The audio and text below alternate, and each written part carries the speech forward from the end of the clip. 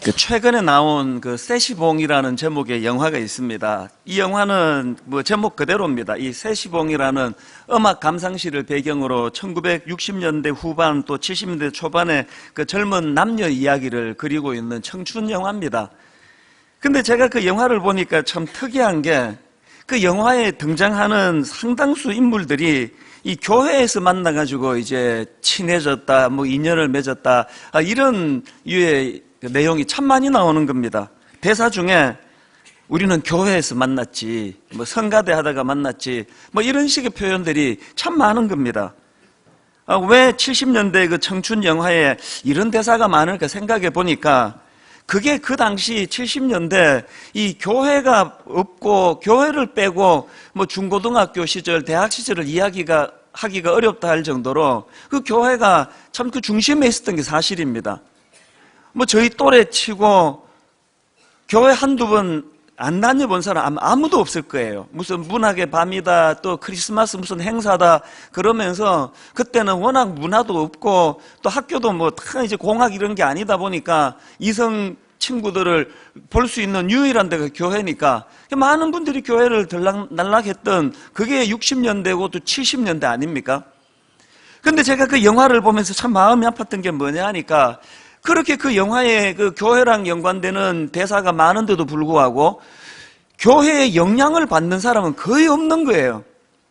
그 영화를 그렇게 만들어서 마음이 아픈 게 아니고요. 이게 실제 현실이 그렇기 때문에 그게 마음이 아픈 거 아닙니까? 여러분 한번 생각을 해보세요. 예전에 그 중고등학교 때 교회를 들락날락 거렸던 사람들이 이제 이렇게 저렇게 해서 교회를 떠나고 지금은 이제 난 크리스찬이 되셨다고 한다면은요. 그분들이 그 중고등학교 시절 또 대학생 시절에 자기가 교회를 들락거리면서 떠올렸던 기억이 전부 어떤 것들입니까? 그때 그 여학생 뭐 여전히 잘 있나? 우리 크리스마스 이브 날 밤새워 놀던 그때 그 사치기 사뽀뽀. 그거 참 재밌었지. 뭐 교회랑 연관되는 기억이란 게 전부 이런 거지. 뭐 어떤 사람도 그때 내가 진리를 가지고 고뇌하면서 복음이 뭔지를 실험하면서 우리가 밤을 새워가지고 예수 그리스도의 십자가에 대해서 토론했지. 이런 걸 떠올리는 사람은 거의 없습니다. 그러니까 뭐 50대, 60대 되셔가지고 10대 때 자기가 교회 다녔던 거를 생각하면은 그 문학의 밤 할 때 정말 재밌었지. 또 연말에 우리 회비 걷어가지고 그때 밤 기차 타고 춘천에 놀러 갔던 거 유난히 추웠던 그날을 잊지 못해. 이 교회랑 연관돼가지고 생각하는 것들은 전부 그런 어떤 그 문화적인 거지 이 복음의 실제적인 것들을 떠올리는 사람은 거의 없다는 거예요. 그 왜 그럴까요? 대답은 간단해요. 교회가 그 안 가르쳐서 그래요. 저도 모태신앙 아닙니까? 제가 어린 시절에 교회를 떠올리면 뭐 복음을 가르치고 복음 가지고 진지하게 이랬던 기억은 거의 없습니다. 이게 참 마음이 아팠던 건요. 이게 60년대, 70년대만의 이야기가 아니고 그 분위기는 오늘 그대로 이것이 지금 이어져 가지고 지금도 그런 일은 계속 일어나고 있는 거예요. 저는 성가대 찬양을 들으면서 얼마나 저 찬양이 아름답습니까? 그런데 문득 무슨 생각이 드는가 하면 저렇게 주옥 같은 찬양을 매주일 부르는 저 성가대원들 안에 이 복음이 뭔지 모르고 부르는 노래를 부르는 분들이 분명히 여기 있을 텐데 그런 분들이 많지 않으면 좋겠는데 그런 생각이 드는 거예요. 그러니까 여러분 이 복음이라는 것이요 우리가 뭐 전도지 들고 서현역 앞에 가서 열심히 예수 믿으라고 복음을 전해야 되지만 진짜 복음을 전하고 예수 믿으라고 권면해야 되는 장소는 교회예요. 이 교회 안에 이 복음을 모르고 복음과 무관하고 복음이 자기에게 어떤 영향을 미쳤는지를 까마득히 모르는 분들이 생각보다 너무 많으신 거예요. 그러다가 보니까 이제 이 교회가 사람들에게 이 부끄러운 게 됐습니다. 제가 대학교에서 캠퍼스 사역을 하는 그 목사님 이야기를 듣고 마음이 너무 아팠습니다.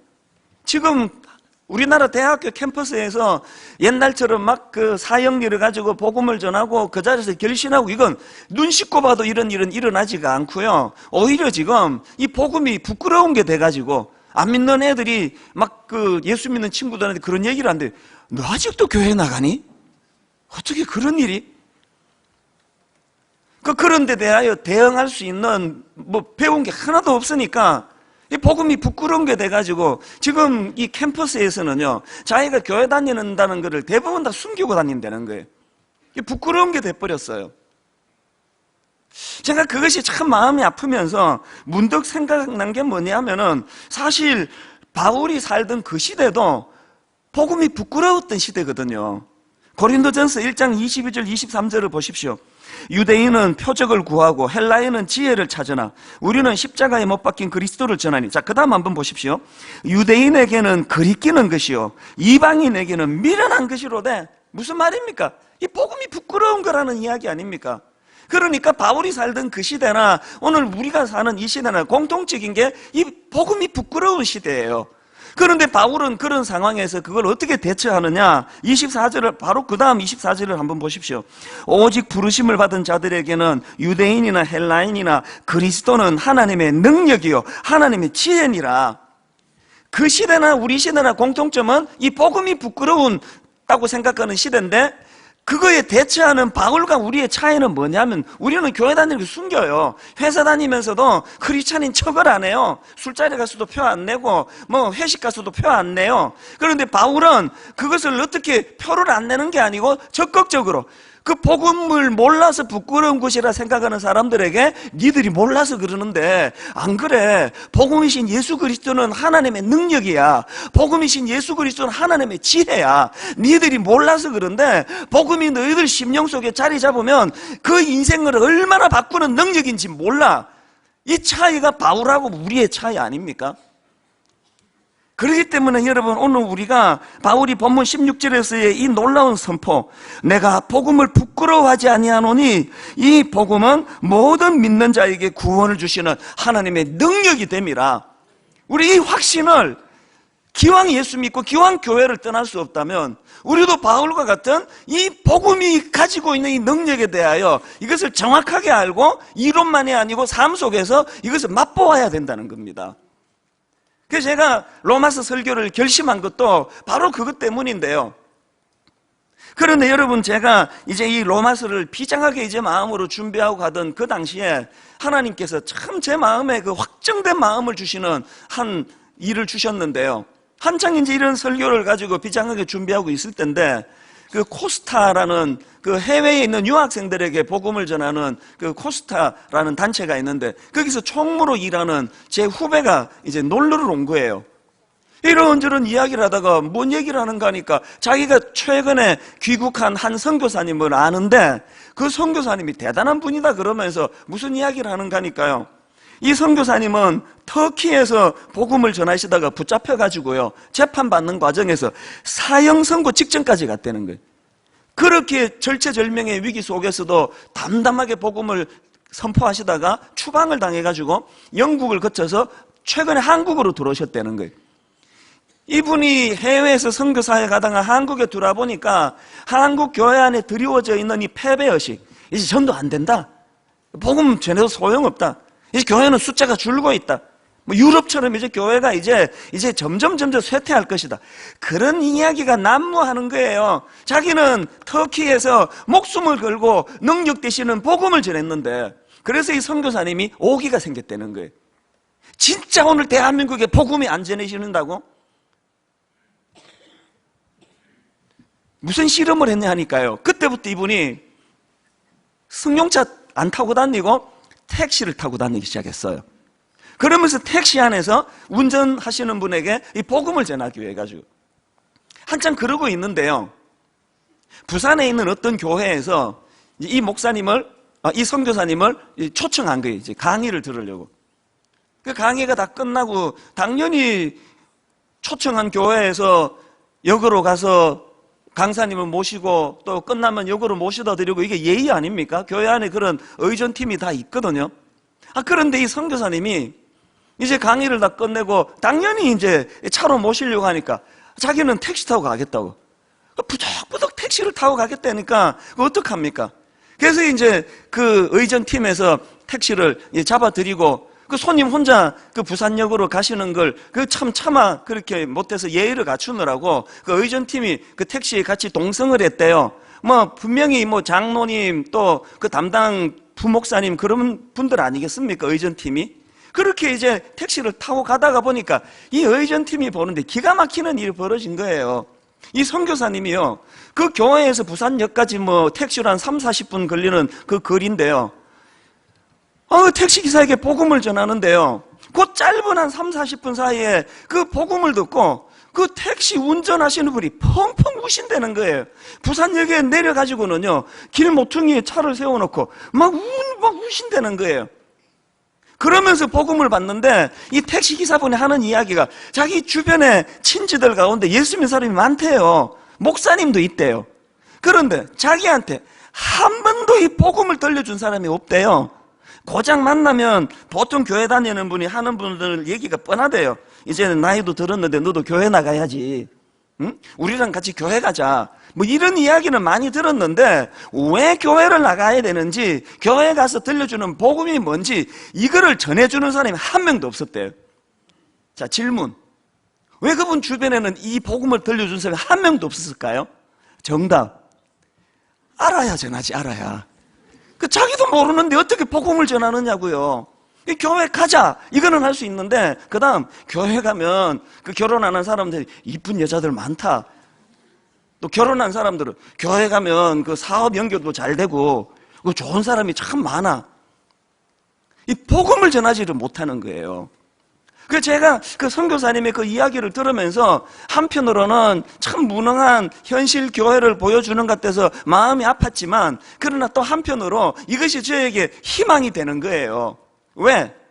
복음이 무능한 게 아니고 우리가 몰라서, 우리가 무지해서 그런 거니까. 그 선교사님처럼 복음을 제대로 알고 복음을 제대로 경험하고 그것을 교회에서 잘 가르치면 이 복음은 아직도 역사하는 능력이 되겠구나. 그 로마서를 제가 비장하게 끄집어든 이유가 거기에 있는 거예요. 저는 지금 너무너무 가슴이 설레요. 이번 설날에요, 꼭 인사를 드려야 되는 그만 빼고는 4일 내내 저는 집에서 나가지를 않았어요. 계속 로마서를 들여다보면서 마음에서 하나님, 우리 성도들이 지금 전국으로 다 지금 전라도, 경상도, 강원도 다 흩어져 있을 텐데 곳곳에서 그들이 이 복음이 뭔지를, 복음의 능력이 어떤가를 맛볼 수 있도록 종이 설교를 잘 준비해서 이 복음으로 무장된 교회가 되기를 원합니다. 마음에 그런 소원이 생기니까요, 얼마나 제 마음이 벅차왔는지 몰라요. 그래서 저는 오늘 본문 말씀을 중심으로 해서 여러분, 우리가 이 로마서 공부를 통해서 붙잡아야 될 이 복음, 이 복음은 우리에게 어떤 능력을 주는가, 이 복음의 능력이 어떠한 것을 알기 위해서 여러분, 우리가 회복하고 붙잡아야 될 복음의 능력 한 5가지 정도로 제가 정리를 해봤는데요. 자, 첫째로 여러분, 우리가 붙잡아야 될 복음은 어떤 성격을 가지고 있습니까? 첫째가 복음의 실제성입니다. 실제성. 이 복음의 능력은 지금 이 시간에도 작동되고 있다, 이걸 이야기하는 거예요. 바울이 16절에서 내가 복음을 부끄러워하지 아니하노니 이 복음은 모든 믿는 자에게 뭘 주십니까? 구원을 주시는 하나님의 능력이 됨이라 그러는데, 이 복음이 줄 수 있는 구원이 뭐냐는 거예요. 제가 어릴 때 기억으로요, 교회에서 가르쳤던 구원은 거의 대부분 이 미래적 개념, 죽어서 천국 가는 자격을 얻게 하는 데 필요한 그런 차원으로서의 복음을 가르쳤던 기억이에요. 틀린 건 아니에요. 그러나 여러분이 복음에 대해서 이렇게 협의적이고 이 좁은 차원에서의 구원관만 가르치면요, 우리가 잃는 게 너무 많아요. 복음은 나중에 막연한 언제 죽을 때 지옥 보내지 않고 천국 가는 데 쓰는 도구로 장롱에 넣어두는, 이게 복음이 아니고요. 복음은 바로 오늘 이 시간 꺼내가지고 내 어려운 삶 속에, 내 답답한 삶 속에서 사용할 수 있는 능력이라는 거예요. 톰 나이트라고 영국의 신학자인데요, 이분이 구원과 관련해서 설명하는 이것을 저는 참 중요하게 생각하는데, 자, 내용을 한번 들어보십시오. 구원의 완전한 영광은 미래에 나타나겠지만 바울은 자주 이 구원이 단지 미래의 일만은 아님을 분명히 밝힌다. 구원은 현재를 향하면서 사람들을 죄의 상태에서 구출하고 하나님의 백성을 괴로움과 박해에서 구출한다. 자, 그 다음에 이런 표현을 합니다. 구원은 미래의 소망인 동시에 현재의 실제이다. 뿐만 아니라 이 구원이 사람들의 삶으로 침입할 때 그 구원은 그들이 뒤돌아볼 수 있는 과거의 사건이 된다. 그러면서 이런 결론을 내립니다. 그들은 구원받았고 구원받고 있으며 구원받을 것이다. 이게 구원의 3시제, 과거, 현재, 미래적인 구원을 설명하는 건데요. 이 톰 라이트가 설명하는 그들은 구원받았고 구원받고 있으며 구원받을 것이다라는 이 구원의 3시제를 보통 신학 용어로 칭의, 성화, 영화 이런 용어들을 가지고 설명합니다. 먼저 이 칭의라는 것은 구원의 과거적 개념인데요. 쉽게 말하면 이 칭의라는 것은 이 땅에 오신 예수 그리스도의 십자가로 말미암아 우리는 이미 의롭다함을 입었다. 예수 그리스도의 십자가로 말미암아 우리는 이미 죄의 형벌에서 벗어나 자유를 얻게 되었다. 여러분 못 보시지만 제 원고에는요, 여기에 이미라는 곳에다가 이 따옴표로 이것을 강조해 놨습니다. 이 보는 분들은 없지만 제가 이것을 마음으로 느끼기 위해서 그렇게 쓴 거예요. 이미. 여러분, 우리 이미 예수 그리스도의 십자가로 말미암아 하나님의 자녀가 되었습니다. 하나님께서 우리를 자녀 삼아 주셨습니다. 이미. 이건 과거에 일어난 사건이에요. 그런가 하면은 성화는 뭐냐? 이건 구원의 현재적 개념인데요. 제가 이렇게 한번 설명을 드려보겠습니다. 예수 그리스도의 십자가로 구원받은 우리는 이 땅을 사는 내내 죄의 유혹과 싸워 예수님의 성품을 닮아가는 이 성화의 삶을 이 땅에서 살아내야 되는데, 이걸 저는 이 물컵을 가지고 종종 설명하지 않습니까? 여기에 제가 의도적으로 물을 지금 한 3분의 2만 지금 여기에 부어달라고 부탁을 해놨습니다. 여기에 지금 물이 한 30% 되고요, 공기가 70%예요.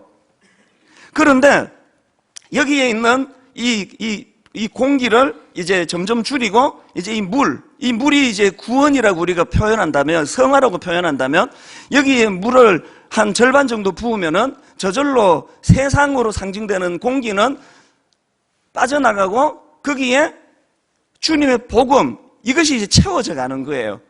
그러니까 구원의 과거적인 개념인 칭의에 있어서는 여기 모든 분들에게 차이가 없어요. 똑같습니다. 그러나 구원의 현재적 개념인 성화에 있어서는 어떤 분은 물이 10%, 공기가 90%, 하나님의 은혜의 영양 10%, 세상의 영양 90%, 어떤 분들은 물이 90%, 공기가 10%, 하나님의 영양, 하나님의 뜻 아래 살아가는 게 90%, 세상의 영양은 10%. 뭐가 먼저 된 자가 나중되고 나중된 자가 먼저 되는지 아십니까? 여기에 지금 5대째 예수 믿는데 복음의 물은 10%밖에 없고 세상의 공기가 90%나 되는데, 여기에 예수 믿은 지 6개월밖에 안 되는 어떤 분은 복음의 상징인 물이 90%고 세상의 악한 영양 공기는 10%밖에 안 되는 이런 역전 현상이 교회마다 일어나고 있다는 거예요. 그래서 우리가 이 구원의 현재적 개념인 성화, 이것을 추구해 나가기 위하여 이 땅에서 이 악한 죄와 죄악을 부추기는 세력과의 날마다의 싸움이 필요한 거예요. 그런가 하면은 영화라는 개념은요, 구원의 미래적 개념인데요, 이렇게 이 땅을 사는 내내 우리가 예수님 인격 닮은 성화를 위하여 죄와 싸우고 몸부림치고 있는데, 그런데 장차 예수 그리스도께서 재림하시면 이 집요한 죄의 유혹으로부터 완전히 풀려나 구원받는 그날이 온다는 거예요. 이게 영화예요. 이렇게 구원의 3시제를 칭의, 성화, 영화라는 신학 용어를 가지고 설명하는데, 어떻게 죽어서 천국 갈 때만 쓰는 복음, 그래서 내 삶 속에 하나도 영향을 미치지 않는 그런 복음을 우리가 붙잡을 수 있겠냐는 겁니다. 오늘 현재 일하시는 하나님의 능력, 내가 죄와 싸울 의지만 가지고 나아가면 그것을 꺾어 이길 수 있도록 힘주시는 복음의 능력, 이걸로 무장이 돼야 된다는 거예요. 그런가 하면은 두 번째로 우리가 붙잡아야 될 복음의 능력이 뭐냐? 복음의 희망성입니다. 앞에서 제가 이 복음이라는 것이 죽어서 천국 갈 때 이 복음의 미래성만 붙잡아서 안 되고 복음의 현재성을 잡아야 된다 그랬는데, 반대로 어떤 분들은 복음의 현재성만 붙잡고 복음의 미래성을 하나도 붙잡질 않아가지고 천국이고 뭐고 뭐 죽으면 어떻게 알아? 나는 이 땅에서만 잘 살면 돼. 이것도 치우친 거라는 거예요. 제가 여러분 종종 사용하는 시편 23편 6절 다 기억하시죠? 내 평생의 선하심과 인자하심이 반드시 나를 따르리니 내가 여호와의 집에 영원히 살리로다. 여러분 시편 23편에서 6절이 없으면 그 시도 아니에요. 아무리 이 땅을 사는 동안 여호와가 나의 목자가 돼가지고 복음의 현재성으로 난 부족한 게 없어요. 2절에 있는 고백처럼 그가 나를 푸른 풀밭에 누이시고 쉴만한 물가로 인도하시는도다. 4절 내가 사망의 엄침한 골짜기로 다닐지라도 해를 두려워하지 않을 것은 주께서 나와 함께 하시미라. 난 마음이 편안해. 아무리 그렇게 복음의 현재성으로 마음이 편해도 여러분에게 이 6절 내 평생의 선하심과 인자하심이 반드시 나를 따르리니 내가 여호와의 집에 영원히 살리로다. 이 복음의 희망성이 없다면요, 그건 건강한 신앙이 아니에요. 제가 앞에서 구원의 3시제를 칭의, 성화, 또 영화 이런 신학 용어로 설명해 드렸는데요. 또 이 구원의 개념을 already, but not yet 이런 용어를 가지고 설명을 할 수가 있다는 것입니다. already, but not yet 우리말로 하면 무슨 뜻입니까? 구원은 이미 이루어졌습니다. 그러나 동시에 아직 완성된 것은 아닙니다. 이게 구원의 가장 중요한 개념 중에 하나예요. 저는 미국의 신학자 알리스터 맥그레스 교수가 쓴 책인데요, 내가 정말 몰랐던 예수 십자가, 이런 책에서 저자가 바로 이 already but not yet이라는 개념을 설명하는 걸 보고 이 이상 잘된 설명을 저는 지금까지 못 봤습니다. 자, 한번 들어보십시오. 이 already but not yet이 이게 무슨 의미를 갖고 있느냐, 이렇게 설명합니다. 우리는 죄라는 외국 주둔군의 그늘 아래에서 살고 있다. 아무도 그들을 물리칠 수 없다. 그때 놀라운 소식이 들려온다. 멀리서 전투가 있었고 전세가 뒤바뀌었다. 이제 전쟁은 새로운 국면으로 접어들어 주둔군은 혼란에 빠졌다. 시간이 지나기만 하면 나치는 유럽 전역에서 축출될 것이다. 다만 그들은 아직, 이게 not yet입니다. 아직 이 나라의 주둔에 있다. 어떤 의미에서 상황은 달라지지 않았다. 그러나 더욱 중요한 관점에서 볼 때 상황은 완전히 뒤바뀌었다. 승리와 해방의 기운이 퍼져나간다. 이미 already 이미 해방된 듯한 기분이다. 그러면서 아주 흥미로운 예를 하나 거기 드는데 들어보십시오. 언젠가 싱가포르의 포로 수용소에 있었다는 한 남자를 만난 적이 있다. 그는 단파 라디오 방송을 통해 적군이 패했다는 소식을 듣고 수용소 내 분위기가 일시에 돌변했다고 말했다. 2차 세계대전의 종전은 1944년에 있었던 노르망디 상륙작전의 성공 이후 1년 만에 찾아왔다. 하지만 그 전에 유럽 전역에서 이미 변화가 나타나기 시작했다. 우리도 마찬가지다. 아직 not yet, 아직 승리가 도래하지 않았지만 한편으로 이미 승리했다. 적들의 등뼈는 부서졌다. 이제 우리는 승리의 감격 속에서 적들의 기나긴 압제의 밤이 끝날 것을 기대하면서 살면 된다. 무슨 뜻인지 아시겠습니까? 눈으로 보이는 이 세상은 악한 것들이 득세하는 시대예요. 눈으로 보기에 나는 여전히 적들에게 잡혀가지고 포로 수용소에 갇혀있는 신세예요. 그런데 단파 방송을 통해 내가 들은 게 뭐예요? 연합군의 승리 소식이에요. 몸은 지금 눈 떠보면은 적들에게 잡혀있는 포로 신세 같지만 사실은 아니에요. 단파 방송을 통해 내가 깨달은 건 뭐예요? 연합군이 승리했기 때문에 이제 우리가 이겼다는 거예요. 이 확신을 가지고 살아가는 삶, 이게 복음의 희망성이 뭔지를 아는 사람이라는 거예요. 그 맨날 그렇게 우울하고 맨날 그렇게 마음이 답답하고 그 복음을 몰라서 그렇습니다. 저는 그래서 요한일서 3장 2절 말씀, 사랑하는 자들아 우리가 지금은 하나님의 자녀라. 장래에 어떻게 될지는 아직 나타나지 아니하였으나 그 다음 보세요. 그가 나타나시면 우리가 그와 같이 같을 줄을 아는 것은 이 복음의 희망성이에요. 현실에 무슨 일로 답답하세요? 절망하지 않습니다. 무너지지 않습니다. 예수 그리스도가 이미 승리하셨기 때문이에요. 이 복음의 희망성을 가지고 사는 사람은 이 세상 사람 앞에서 비굴하지 않습니다. 그런가 하면은 우리가 회복해야 될 복음의 능력 세 번째, 복음의 윤리성입니다. 여러분이 복음의 현재성과 복음의 미래성의 균형을 가지고 사는 사람에게 반드시 나타나는 게 복음의 윤리성이에요. 제가 어느 날 이 운전을 하면서 어디를 가고 있었는데요. 이제 기독교 방송에서 이제 라디오를 듣고 있는데 제가 아는 어떤 목사님이 설교를 하세요. 이게 참 반갑더라고요. 그래서 제가 설교를 듣는데요. 그 목사님이 그날 그 설교 가운데 그 달라스 신학교 교수인데 이 기독교 그 교육학에서는 이분을 거장이라고 부릅니다. 하워드 핸드릭슨 교수가 있거든요. 이분이 이야기를 하는데 참 흥미로웠습니다.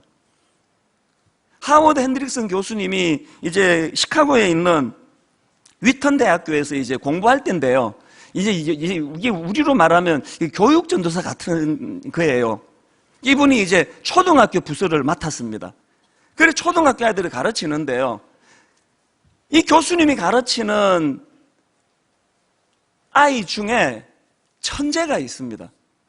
성경을요 600구절을 암송하는 애가 있다는 거예요. 우리 교회야 기본이 600구절 정도는 다 외우시고 이러니까 아무도 놀라시지 않으시는데요. 이거 놀라운 거 아닙니까? 그 어린 꼬맹이가 600구절을 줄줄줄줄 성경을 막 외우는데요.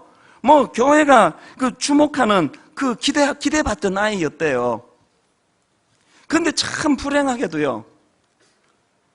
이분이 지도하는 그 주일학교에 헌금이 자꾸 도난을 당하는 거예요. 자꾸 헌금이 없어져요. 그게 어떻게 된 일인가 보니까 나중에 범인을 잡았는데 보니까 놀랍게도 성경 600구절을 줄줄줄 외우는 얘가 헌금 도둑이더라는 거예요. 얘가 1불짜리 주고 10불짜리를 가져가고 이런 짓을 한 번만 한 게 아니에요. 기가 막히는 일이 벌어졌잖아요.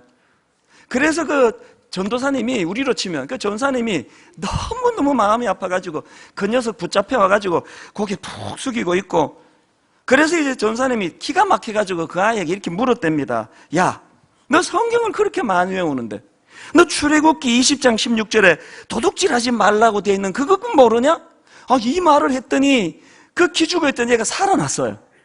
갑자기 풀 죽어 있던 애가 고개를 딱 쳐들면서 그 전사님 보고 하는 이야기가 전사님 그거요 출애굽기 20장 16절이 아니고 15절인데요.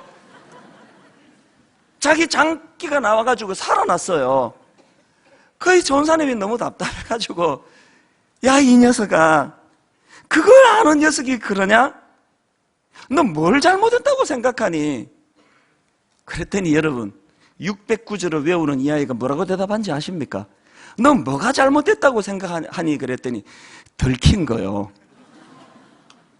저는 라디오에서 그 얘기를 들으면서 마음이 아팠습니다. 왜 그럴까요? 이게 오늘 우리 예수 잘 믿는 중직자들의 모습이 아닙니까? 이게 우리 장로님, 이게 우리 권사님, 심지어 이게 오늘 우리 목사들의 모습 아닙니까? 여러분이 저 같은 목회자들에게 설교 못해서 상처를 받기도 하시겠지만 여러분이 우리 같은 목회자들에게 상처받는 게 뭐예요?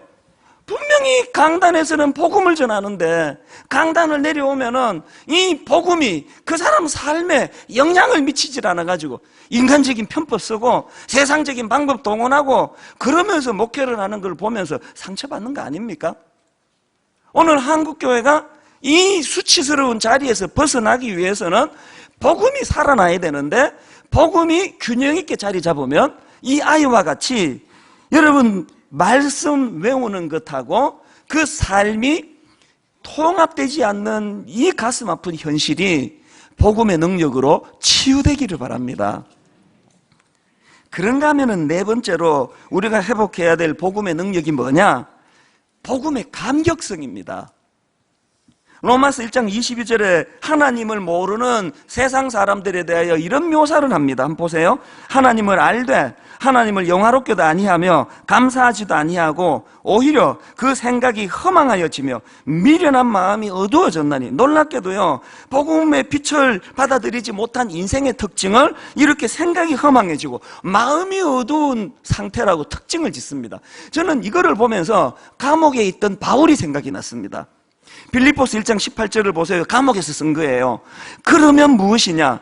거칠애로 하나 참으로 하나 무슨 방도로 하든지 전파되는 것은 그리스도니 이로써 나는 기뻐하고 또한 기뻐하리라. 바울이 지금 감옥에서 뭘 기뻐하는가 보니까 배경이 이래요. 지금 똑같은 복음을 전하는 사역자 중에 하나님을 사랑해서가 아니고 바울을 라이벌로 생각해서 어떻게 해서든 바울을 눌러 꺾어 이기기 위해 가지고 바울을 비열한 방법으로 헛소문을 내고 모함하고 그런 일들이 바울의 귀에 들려질 때 바울이 감옥에서 우울증 와가지고 죽겠다는 게 아니고 왜 기뻐하고 기뻐한다고요? 그들이 그런 잘못된 동기로 복음을 전한다 하더라도 그래서 전해지는 것이 복음이요 예수 그리스도로시라면 나는 그것만으로 기뻐할 수 있다는 거예요. 여러분 앞에서 복음을 알지 못하는 사람들이 그 생각이 허망해지고 그 마음이 미련에 어두워졌다는 이거하고 너무 대비되는 거 아닙니까? 오늘 여러분 정직하게 자기를 들여다보세요. 여러분 어느 쪽이에요? 왜 맨날 그렇게 우울하세요? 맨날 왜 교회 안에서 맨날 그렇게 미워하는 사람이 자꾸 더 늘어나느냐고요. 맨날 마음은 그렇게 허망해지고 마음은 우울하고 맨날 마음은 그냥 텅 빈 것처럼 왜 그렇게 어두워졌냐고요. 왜냐고요? 복음이 없어서 그렇다는 거예요. 바울이 복음의 능력을 경험했더니 감옥에서도 제가 목회하면서 너무너무 슬픈 현실이 뭔지 아세요? 저를 모함하고 저를 죽이려고 과장해서 헛소리 퍼뜨리고 스님이 그렇게 하는 건 한 번도 못 봤습니다. 신부님이 저에게 그렇게 모함해서 제 가슴을 찢어놓는 일을 한 번도 한 적이 없어요. 전부가 다 크리스찬이 전부 다 예수 믿어요. 저는요 교회에서 아니땡 굴뚝에 그 연기 나랴? 아니땡 굴뚝에 연기가 날 정도가 아니고 없는 굴뚝도 만드는 게 교회예요. 맨날 교회 안에 이렇게 서로 모함하고 밟고 밟히고 죽이고 미워하고 분노하고 허망해져 있는 이유가 뭘까요? 복음이 없기 때문이에요. 교회 안에 복음이 없어서 용서도 안 되고 맨날 복음 좀 열심히 낸다고 하면서 막 성가대 막 노래하는 게 그리스도의 영광을 위해서가 아니고 저 김지사보다 내가 더 뛰어나야 된다고 하는 이런 동기로 열심히 노래를 하고 있다면 이게 이제 분당 우리 교회 이야기가 아니고 너희 교회 이야기입니다. 이렇게 말할 수밖에 없는 저를 이해하시리라고 믿습니다. 이 심각한 이야기 아닙니까? 저는 복음이 주는 이 감격성, 즉 이건 다음 주일에 제가 좀 더 이 부분은 다시 이제 말씀을 드릴 예정인데 여러분 내면의 마음이 허망해지고 자꾸 허무하고 마음이 어두워지고 화가 나고 이런 우리의 삶의 형태를 복음이 가져다주는 능력으로 치유함 받는 저와 여러분 되시기를 바랍니다. 마지막 5번째, 우리가 회복해야 될 복음의 능력이 뭐냐? 복음의 타인 지향성입니다. 바울이 로마서 1장에서 얼굴도 모르는 로마교회 성도들 향한 그런 애틋한 사랑, 그런 마음의 뜨거운, 그래 내가 가서 너희들에게 복음 전하기를 원한다, 이런 태도가 이게 어디서 나온 거냐고요? 이게 복음의 타인 지향성이에요. 복음이 내 안에 자리 잡으면 이렇게 되는 거예요. 제가 지난 설날 기간 동안에 이번 주 설교에 굉장히 고심하고 있을 때 하나님이 참 응원해 주시느라고요. 너무너무 고마운 우리 교회 복지재단 담당자가 저에게 예화거리 메일을 보내왔는데요. 지금 저희 교회에서 이웃사랑부하고 또 복지재단에서 이런저런 일들을 하고 있는데 그 중에서 저희가 참 감사하는 게 에듀투게더, 경제적으로 어려워가지고 과외를 받을 수 없는 이런 아이들을 여러분들이 헌금해 주셔가지고 지금 성남에다가 센터를 만들고 거기에 지금 여러분 우리 중고등학교 아이들 무려 90명이 와서 무료 과외를 받아요. 더 놀라운 게 뭔지 아십니까? 그 가난한 90명의 아이들 무료로 도와주는 봉사자들이, 선생님들이 75명이에요.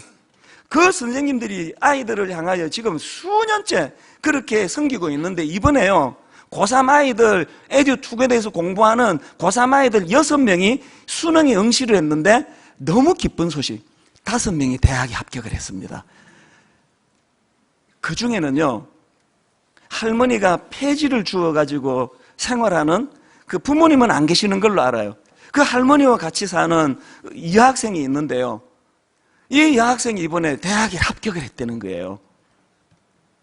더 기쁜 소식은요, 신앙생활을 안 하던 이 아이가 지금 예수님을 영접하고 교회를 다니기 시작했는데, 교회를 그냥 다니는 게 아니고요, 우리 고등부에서 지금 찬양팀에서 찬양 인도를 하고 있답니다. 이 어떻게 된 일일까요? 이 복음의 타인지 양성의 능력 때문에 아무런 대가를 바라지 않고 그 어려운 아이들에게 무료로 공부를 가르쳐주는 그 선생님들, 봉사자들의 모습 속에 복음의 빛이 드러난 거예요. 여러분, 이 시대 복음이 안전해진다고요? 천만의 말씀이에요. 오늘 우리가 하나님 앞에 이 복음의 타인지 양성을 회복하게 될 때, 그래서 여러분, 저는요, 토니 와그너라고 그 이노베이트의 탄생이라는 책을 쓴 교육 전문가예요. 이분이 그 책에서 한 말을 저는 참 의미 있게 생각합니다. 한번 들어보세요. 세상은 당신이 무엇을 알고 있는지 관심이 없다. 오로지 당신이 아는 것으로 뭘 할 수 있는지가 중요하다. 세상은 여러분이, 제가 얼마나 복음으로 가슴이 뜨거운지 관심 없어요. 세상은 단지 우리가 복음으로 이 타인지 양성, 어떻게 우리 이웃을 섬기고 돌보는 그것으로 복음의 능력을 가늠한다는 거예요. 그래서 제가 설날인데 미안한데 우리 복지 담당 교역자, 이웃 사랑부 담당 교역자 메일을 보냈습니다. 사실은 쉬는 날 메일 잘 안 보내는데 마음이 뜨거워져가지고, 지금 우리 교회 복지재단과 우리 교회 이웃 사랑부에서 봉사하고 있는 성도들 현황을 좀 보고해달라 그랬더니, 너무 감사하게도요, 지금 우리 교회 복지재단과 이웃 사랑부에서 봉사하시는 분들이요, 이쪽 저쪽 다 합쳐가지고 1,100명이 넘는답니다. 더군다나 지금 여기 한마음 복지관, 저 장애인 복지관, 우리 교회 아닌 다른 봉사자들까지 합하면은요 1,600~1,700명이 지금 봉사하고 있다는 거예요. 어마어마한 숫자 아닙니까? 저는 이 1,600~1,700명의 봉사자들의 복음의 타인지 양성으로 말미암아 오늘도 그들이 섬기는 곳곳에서 예수 그리스도가 드러나고 있는 줄로 믿습니다. 여러분, 실력 그렇게 탁월하지 않아도 돼요. 에듀투거에도 봉사하시고 장애인 복지관에서 그 연약한 우리 이웃들을 섬기는 과정에서 내가 은혜를 받고, 결론을 맺으려고 합니다. 저는 오늘 이 복음의 속성 5가지를 말씀드렸는데요, 복음의 실제성, 복음의 희망성, 복음의 윤리성, 복음의 감격성, 복음의 타인지향성. 아까 1부에 마치고 교역자 한 분이 저한테 와가지고, 목사님, 이 5가지가 너무 중요한데 그냥 우리 성도에 흘려버리지 않도록 우리 홈페이지에 하루하루 이 한 항목 한 항목씩을 실천할 수 있도록 도우면 좋겠습니다. 글쎄, 시간이 임박해서 뭐 그렇게 할 수 있을지 없을지 모르지만 시도해 보려고 해요. 여러분, 이번 한 주간 동안 복음을 살아내는 여러분 되시기를 바랍니다. 이 5가지 복음의 속성이 내게 어떤 능력을 가져다 주는가를, 이제 복음의 능력을 로마서를 통해 알아갈 때 하나님께서는 이제 우리들 삶 속에 은혜로 임하실 줄로 믿습니다. 여러분, 오늘 우리 말씀을 생각하시면서 복음을 노래하는 찬양입니다. 약할 때 강함 대신에 나의 보배가 되신 주, 주 나의 모든 것. 십자가 죄 사하셨네, 주님의 이름 찬양해. 쓰러진 나를 세우고 나의 빈잔을 채우네. 여러분, 그 빈잔은 하나님을 알지 못하는 허망한 사람들의 특징이라고 말씀드렸습니다. 내 이 공허한 빈잔을 채워주는 복음, 그분이 예수 그리스도십니다. 오늘 말씀을 생각하시면서 같이 한번 이 찬양 부르시겠는데요, 약할 때 강함 대신에 찬양하시겠습니다.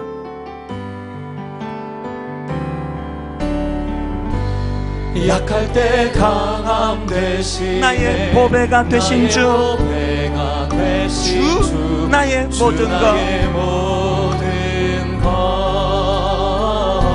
주 안에 있는 보물을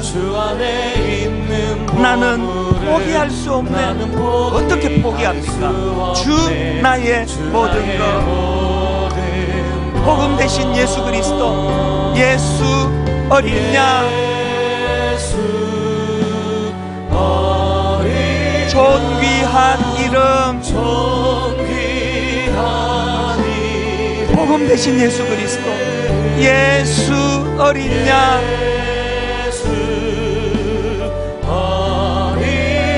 존귀한 이름.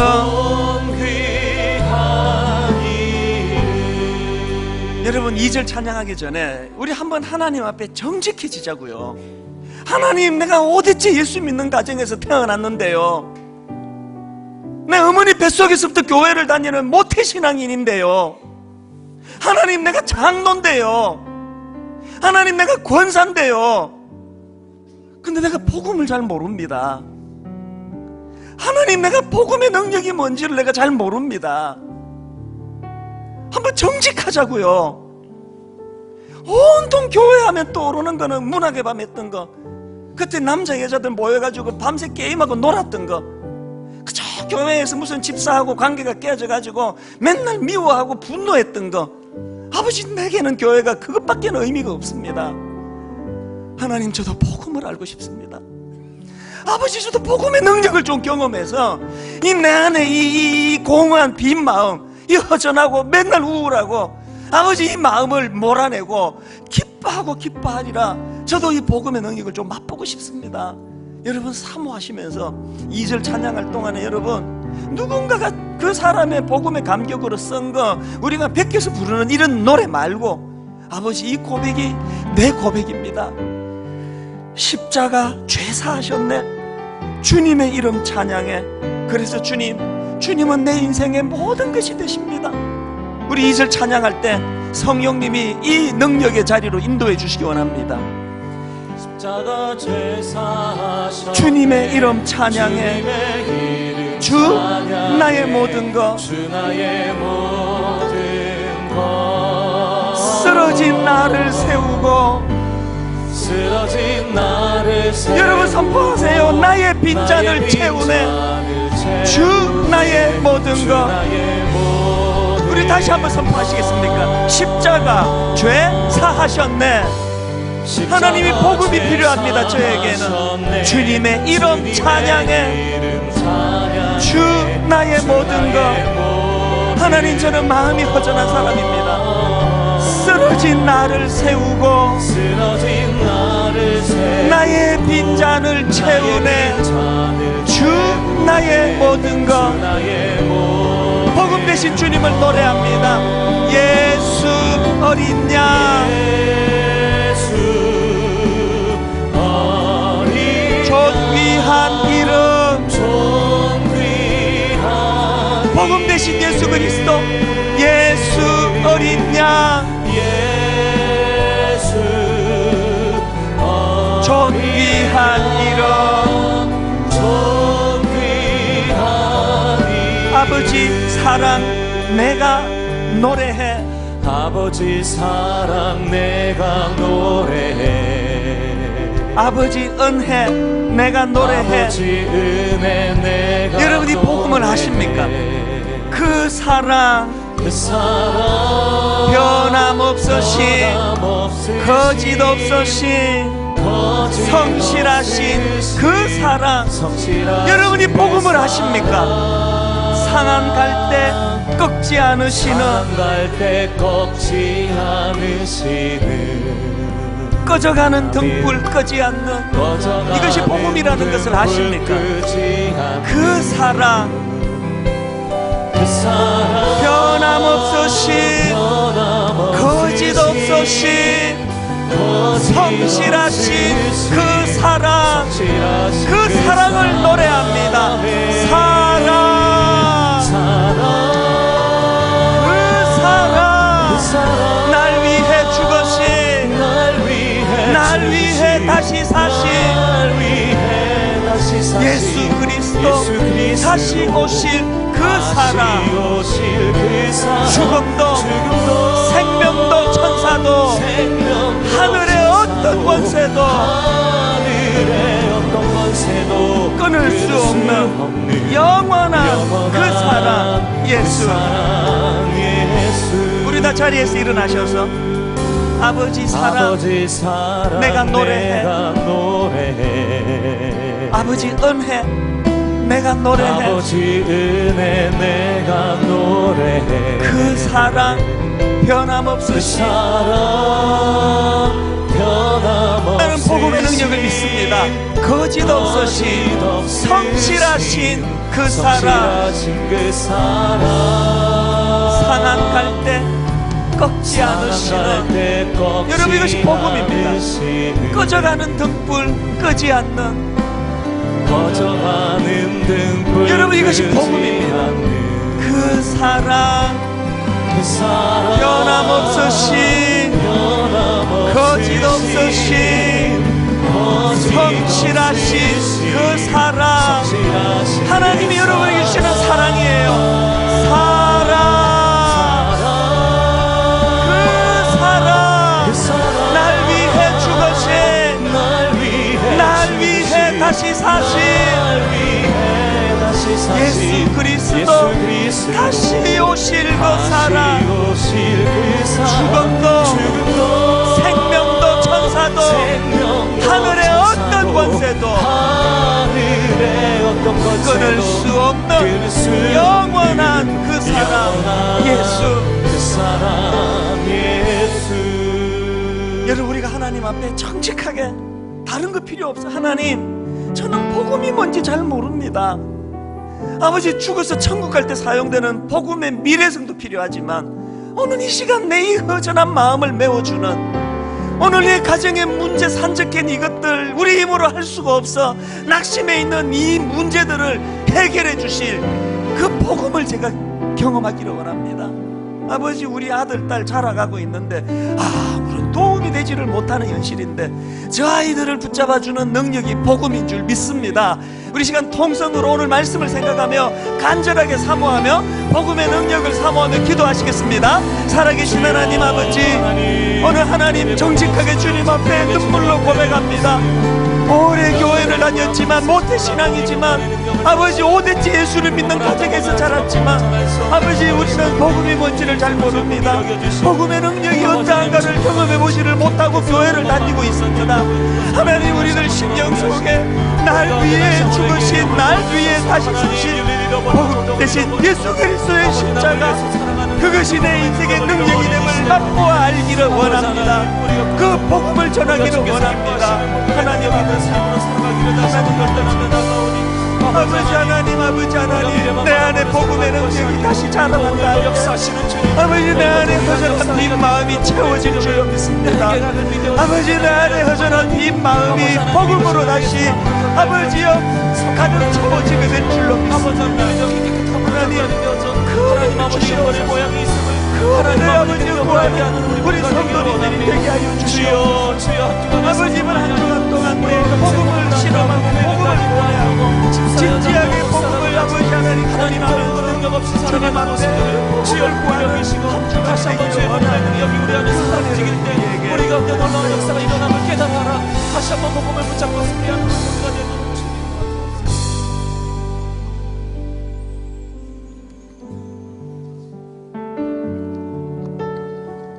내가 복음을 부끄러워하지 아니하노니 이 복음은 모든 믿는 자에게 구원을 주시는 하나님의 능력이 됨이라.